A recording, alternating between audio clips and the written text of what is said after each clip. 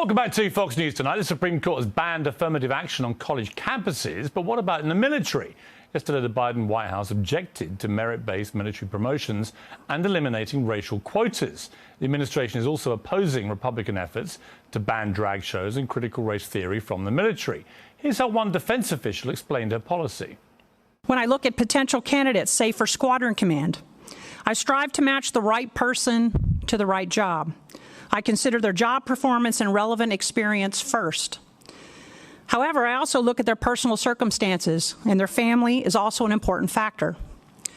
If a good match for a job does not feel safe being themselves and performing at their highest potential at a given location, or if their family could be denied critical health care due to the laws in that state, I am compelled to consider a different candidate and perhaps less qualified.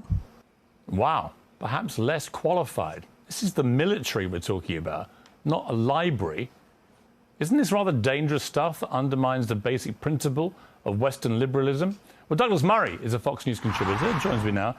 That was extraordinary to hear it set out in public, that you would choose somebody deliberately less qualified in a position in the United States military. All based on an idea of personal feelings and sort of feelings of safety. Okay?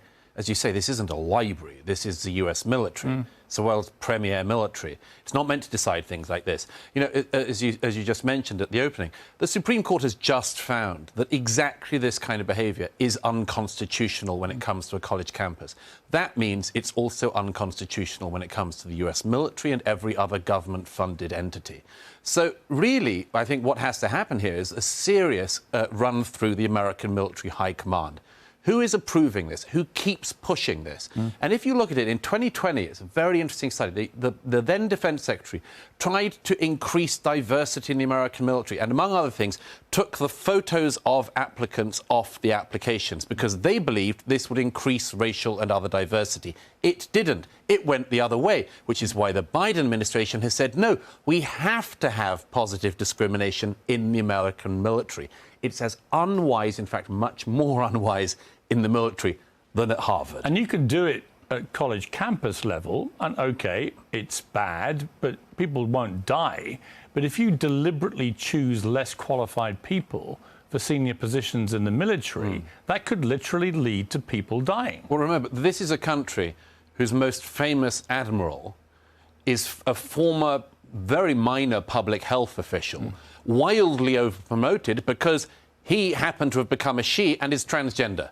It's like, fantastic. Whenever the next war kicks off, America can lead the world in diversity. But you know what? No war has been won by diversity. Diversity is one of those things that's a great thing to fight for, but it's not worth dying for, and it's not worth losing wars for. And what is worth fighting for is meritocracy. Exactly. At any level of society, the moment you abandon genuine meritocracy, where the best prosper and are not thwarted or deliberately passed over, is what seems to be happening here.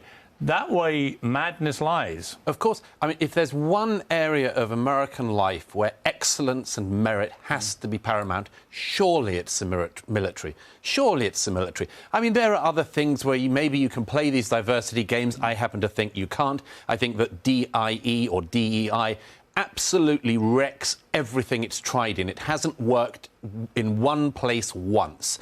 But in the military of all places, that's where merit matters. That's where strength, judgment, character, and much more matters. And that doesn't matter what your background or sex is. It just simply matters that you're the best. And the idea that any other qualification would exist in the American military, this is dangerous stuff for America and for the globe. Yeah, I mean, my brother was a British Army colonel, and I think his head would be popping hearing stuff like that. Yeah. Because the moment you go against meritocracy in the military, it can cost lives.